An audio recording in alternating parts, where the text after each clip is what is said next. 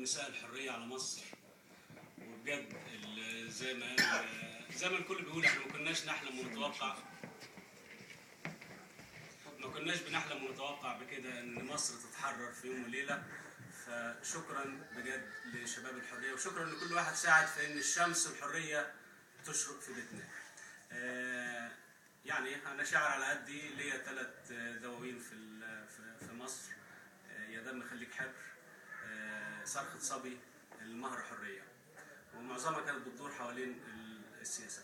أنا كتبت للثورة هقول 3 قصايد، مش هاخد يعني حوالي 10 دقايق. أول قصيدة يمثلوا مراحل الثورة. أول قصيدة حكاية عاشق. حكاية عاشق كان بيحلم بالثورة.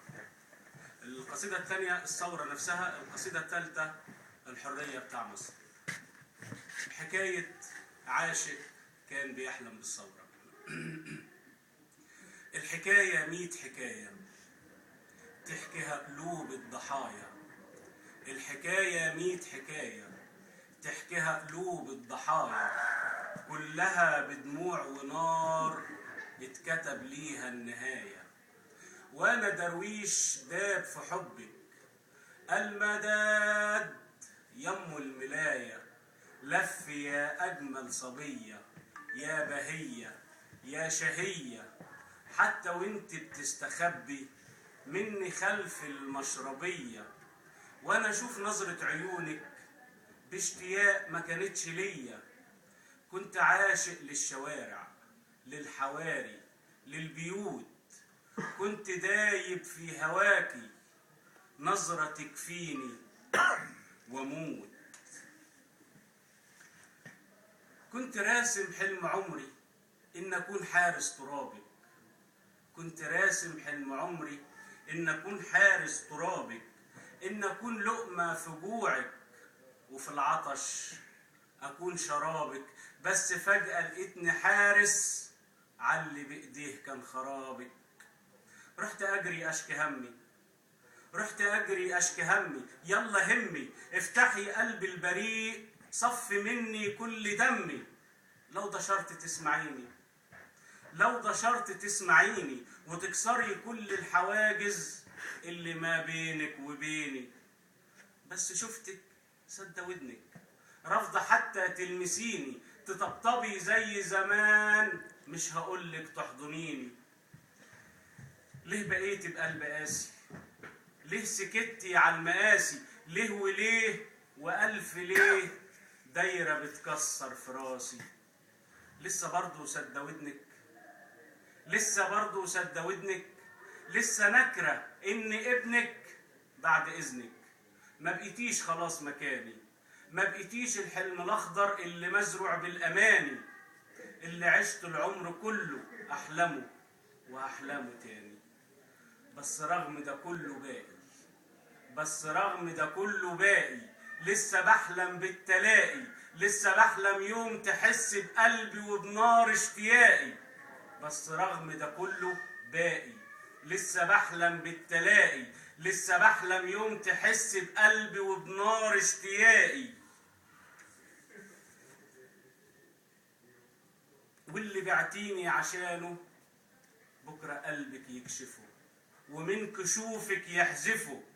بس رغم ده كله باقي، لسه بحلم بالتلاقي، لسه بحلم يوم تحس بقلبي وبنار اشتياقي. واللي بعتيني عشانه بكرة قلبك يكشفه، ومن كشوفك يحذفه، واجنى واقعد مكانه.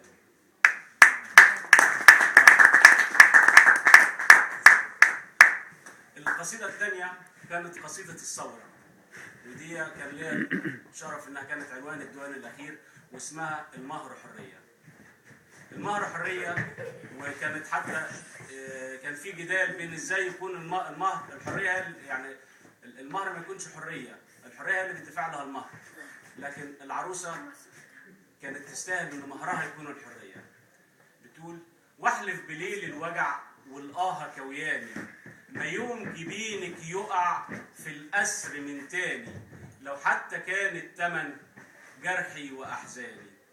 سألت ضربة ودع عن عشقي وهوايا، قالت لي فجرك طلع نور لي في سمايا. اسمع كمان يا جدع فيه باقي لحكاية، عاشق ودايب هوى والحلوة تستاهل، واللي يريد الدواء ما يكونش بالساهل. هتعدي 7 بحور وتقابل المارد، تحرر المقصور ترجع به وتعاود، مهر الحبيبة يا واد وتقدمه هدية، حبيبتك أم البلاد والمهر حرية.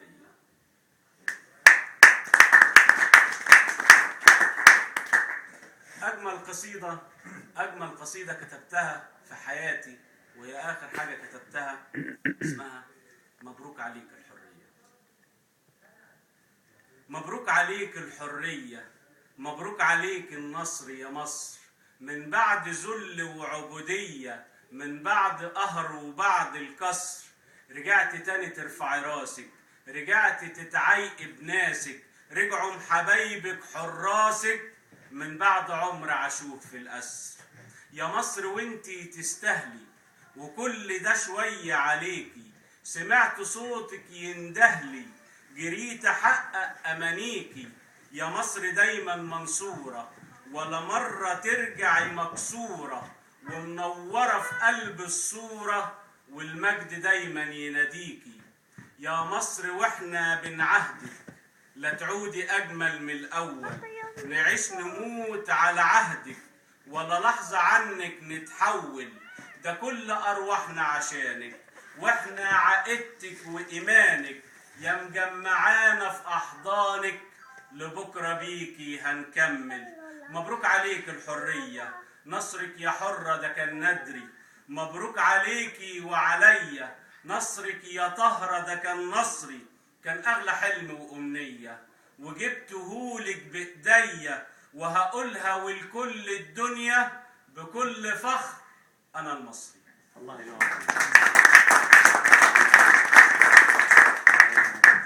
ألف شكر، وأعتقد الاسم ده مش هننساه بعد كده. أشرف فارس. ادي الماما. الله ينور عليك يا أشرف. ممكن ثواني لما كنت بتهتف عند السفارة كنت بتقول مش عارف ايه اخوانك واحنا مع الاخوان، حاجة زي كده صح؟